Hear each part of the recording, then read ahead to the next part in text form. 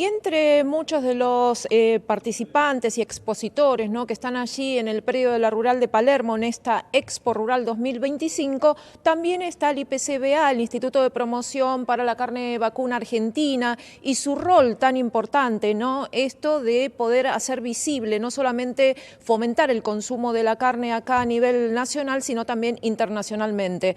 Y sin dudas la Argentina tiene la mejor carne del mundo, pero hay que salir a venderla. ¿Esto quién lo dijo? Bueno, lo dijo George Breitschmidt, es el titular del IPCBA, y vamos a estar hoy compartiendo esta entrevista para que nos dé más un panorama más acabado de qué es lo que están haciendo desde el instituto, y también estuvieron haciendo esta convocatoria y esta presentación, ¿no?, a una nueva edición del concurso nacional de los fans de la carne vacuna argentina, allí en la Rural. Muy buenos días, George. Hola Gabriela, buen día. Muchísimas gracias por el llamado. No, como siempre, muy gentil, gracias por atendernos. Bueno, a ver, la importancia, ¿no?, de poder incorporar a la juventud dentro de toda esta actividad, a ver. Bueno, sí, tal vez una actividad que no es de las más conocidas del instituto, siempre tal vez se ve más lo que es la promoción externa, pero el instituto trabaja mucho también en lo que es la parte interna, que en definitiva es donde está la mayor cantidad de nuestros consumidores, y tratando de hacer actividades con los jóvenes. Esta es la cuarta edición del Fan de la Carne. Se han inscrito mucho más colegios, pero se han analizado 135 trabajos, de los cuales el primer gran ganador, decimos nosotros, de la Rural fue este colegio de Corrientes, de Curuzú-Cuatiá, donde un gran esfuerzo del colegio, de los alumnos y de la profesora, porque es un trabajo que han hecho de manera extracurricular y con un trabajo, un video muy interesante a partir del material que se les da. Y bueno, unos chicos que están contentos. De hecho, tuve la suerte que me entrevistaran ayer de una radio de Corrientes y nos han manifestado que lo han recibido de muy buen grado. Qué importante esto, ¿no? Y bueno, se sabe que en los últimos meses se estuvo atacando un poco, ¿no?, y poniendo ahí bajo la lupa al rol del instituto. Ustedes suelen decir, ¿no?, que contestan con acciones, ¿no? Pero también recordemos las palabras de Pino, ¿no?, de Nicolás Pino, el presidente de la Sociedad Rural. Hace unos meses nada más, en febrero de este año, fue cuando decía: muestren lo que hacen para que el productor sepa en qué se gasta. ¿Esto puede ir un poco por ese lado de falta de hacer más visible lo que están haciendo, que es mucho lo que están haciendo por parte del instituto? Un poco lo que se habla a veces es que en la comunicación mucho de los caños están pinchados y tal vez tenemos ese problema en hacer llegar todo lo que se hace del instituto, porque toda la información está. De hecho, como siempre repetimos, es una institución donde está la producción, la industria, pero también está el gobierno, y el gobierno es quien tiene la sindicatura y la auditoría de esa entidad, o sea que toda esa información está disponible. Y por otra parte, como vos bien decís, todos los trabajos que venimos haciendo, no solo en promoción externa, los jóvenes, las compulsas técnicas y tantas otras cosas más, donde desgraciadamente por ahí lo que más se fijan es si uno se fue al exterior para hacer participar de una feria u otra cosa, pero todo está ahí. De hecho, todo el mundo sabe que es un presupuesto del orden de los 10, 12 millones de dólares anuales que corresponde a ese arancel por la cantidad de cabezas faenadas. Así que en ese sentido creo que son algunas críticas infundadas. George, ¿considera usted que esto funcionaría de la misma manera y con la misma eficiencia si hubiese un aporte voluntario, como es lo que se está pidiendo?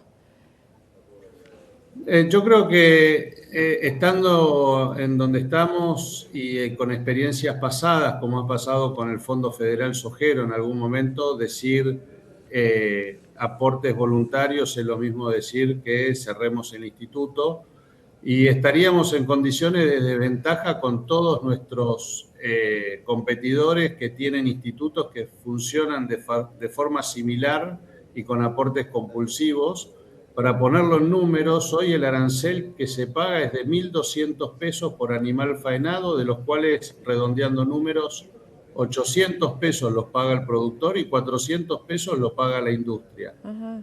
Hoy en día en Australia, por ejemplo, están pagando del orden de los 5 dólares australianos por cabeza faenada, más aportes que hace el Estado.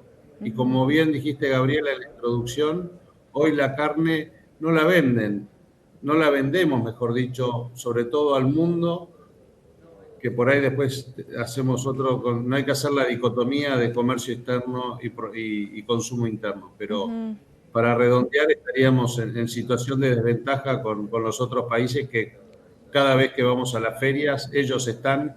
De hecho, la Argentina, como IPCBA, participamos en 4 ferias al mundo y ellos participan hasta 9 ferias al mundo. Lo quiero llevar a un poquito ahora estos dos temas, ¿no? Que son los que más preocupan por ahí en este sector, ¿no? El tema del consumo y el tema del stock ganadero, ¿no?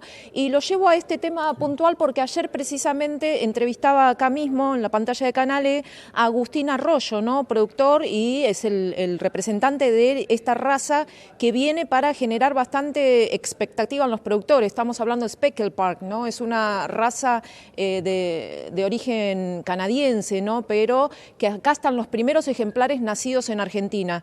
Y le preguntaba respecto de esto y él me dice, más que el problema de tener que aumentar el stock, está en un problema de que Argentina no logra mejorar en la eficiencia del stock. ¿Usted qué considera de esto? Estoy de acuerdo. Creo que tenemos que ser eficientes en toda la cadena productiva. ¿Eso qué quiere decir?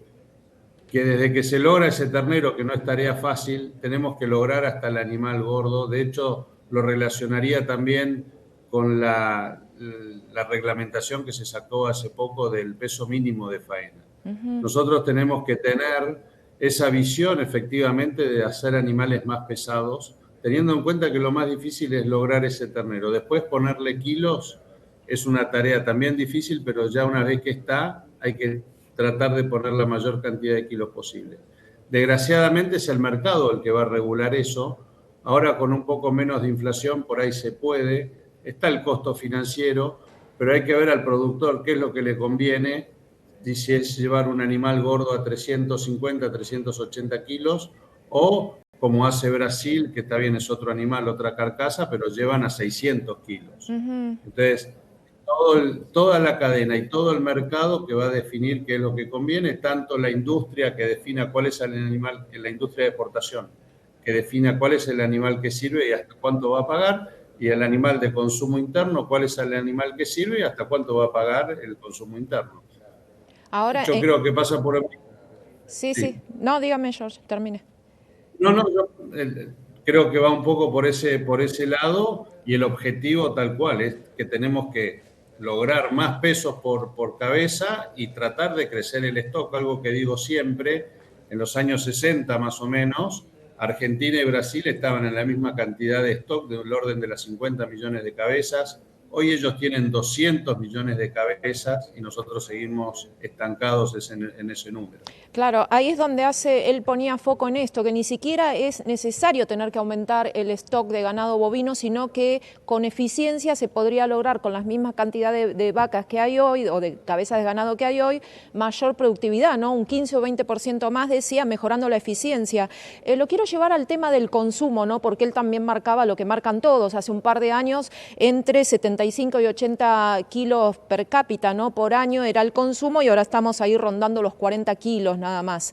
Él decía que esto es una cuestión económica, una cuestión de que no es que cambió el gusto del consumidor, sino que cambió el bolsillo y un contexto macro complicado. ¿Cómo lo analiza usted? Es una conjunción de todo eso que bien mencionás. Cuando nos comparamos de vuelta con países similares a nosotros de productores de proteínas animales en general, se ve ese gráfico donde baja el consumo de carne bovina y aumenta el consumo de carne aviar y porcina. Lo bueno es que en el total de esas carnes estamos entre los 2-3 primeros siempre en ese total de 110 kilos de proteína animal por habitante por año. Efectivamente, en la Argentina estamos en el orden de 50, el último número es de 50 kilos de carne bovina por habitante por año. Volver a los 70, 80 kilos de los años 90 por habitante por año, también está ese cambio de hábitos de consumo, que es un factor más que hace al cambio o a la baja de consumo de carne. Pero bueno, efectivamente el bolsillo, cada vez que hay un poquito más de plata, el consumidor prefiere la carne bovina sobre otras carnes que son las más eficientes a la hora de cocinarlas y de las proteínas que aporta y todas las demás vitaminas. Lo llevo un poquito ahora al contexto internacional y esto que está sucediendo, ¿no?, con la política arancelaria que está siendo implementada por parte del presidente Donald Trump. Y esto en relación a Brasil, ¿no?, esta guerra comercial ahí que se desató también. ¿Cuál puede ser alguna ventaja que pueda sacar Argentina respecto de esto, pero dándose algunas condiciones, ¿no?, que Argentina también pueda llegar a un acuerdo beneficioso respecto de tener algún arancelamiento más bajo que el resto de los países? Pero, por otro lado, también cómo nos podría llegar a impactar si esto recrudece entre Estados Unidos y Brasil quiera colocar su excedente de producción en otros mercados que también nos afecten a nosotros, ¿no? ¿Cuál es su mirada y su análisis de esto? Bueno, efectivamente, en la misma pregunta creo que está la respuesta, pues es una conjunción de todo eso, donde el IPCBA como un brazo más junto al gobierno, salimos a tratar de acompañar y de conquistar más mercados, como fue la misión que hicimos en el sudeste asiático. Lo que siempre se pide es estabilidad, pero venimos desde un principio de año, como vos bien decís, con todas estas medidas de Estados Unidos, con el tema de los aranceles. Al principio fue China, después no se sabía qué iba a pasar. Que bueno, hay un paréntesis, tenemos el tema de salvaguardia con China, Exacto. que no sabemos todavía cuál va a ser la resolución, que tiene que ser ahora los primeros días de agosto.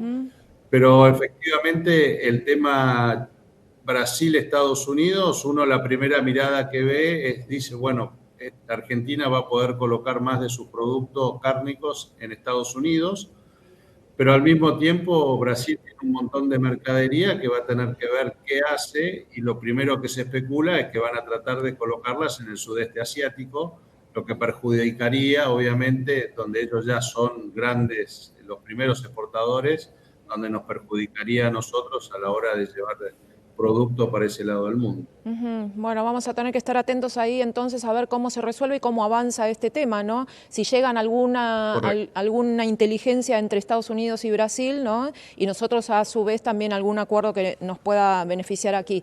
Ahora lo llevo al tema barrera sanitaria, esto que estuvo ahí también generando gran repercusión y revuelo, ¿no?, entre el bloque rural patagónico y todo esto que sucedió con Chile, que derivó en el cierre de mercado, ¿no?, hacia Chile. O sea, no podemos derivar ahora productos, carne hacia Chile porque se cerró ese mercado producto del levantamiento de esta barrera sanitaria, ¿no? Y estos documentos que se conocieron después, donde Chile anunciaba que automáticamente se perdía el estatus sanitario en esa región. ¿Cuál es su parecer acá? Correcto, yo creo que hay una parte técnica que me supera, en el sentido de que son los profesionales que tienen que definir bien cuál es la mejor solución. Por ahí, como instituto, la mirada es que efectivamente el consumidor hoy es el más beneficiado porque está pagando un kilo de asado mucho más barato que lo venía pagando antes. También está el tema que bien mencionás con Chile y con Europa, que hay que terminar de solucionar por el tema de si van a aprobar o no, pero la realidad es que cuando salimos a las ferias y hablamos con ministerios de otros países, un poco ellos mismos cuestionan de por qué la Argentina tiene dos estatus sanitarios también, que es un poco lo que nos pasó con Japón, que hoy en día está solo habilitado de la barrera sanitaria para el sur, para poder exportar, y el resto del país no está habilitado. Así que creo que va a haber que encontrar una solución equilibrada para tratar de resolver estos tres temas fundamentales, que son el comercio, la sanidad y el consumo. George, acá le pregunto puntualmente, ya muy cortito porque lo tengo que despedir lamentablemente, pero muchos de los productores, precisamente este bloque rural patagónico, lo que hace referencia es que no hay una rebaja o una quita significativa en el precio, ¿no?, de la carne ahora tras el levantamiento de esta barrera sanitaria. Ellos dicen que se está dejando intereses que tienen que ver con lo sanitario específicamente por darle prioridad a intereses económicos. ¿Ustedes tienen confirmado que realmente esto tiene un impacto a la baja que es significativa en el precio? Bueno, la información que yo manejaba, que ahora con lo que estás diciendo la voy a tener que volver a corroborar, es que el kilo de asado que antes estaba pagando del orden de los 20.000 pesos, ahora lo estaban pagando del orden de los 11.000 pesos. Pero a partir del comentario que me hace Gabriela, lo voy a tener que volver a chequear. Bueno, está bien. Agradezco muchísimo este contacto de hoy y tanta información y por su tiempo, como siempre. Muchas gracias, Gabriela, como siempre. Hasta pronto. Hablamos con George Breitschmidt, el titular, presidente del IPCBA, el Instituto de Promoción para la Carne Vacuna Argentina, allí contándonos entonces respecto de esta nueva edición, la cuarta, ¿no?, de este concurso nacional Fans de la Carne Vacuna Argentina.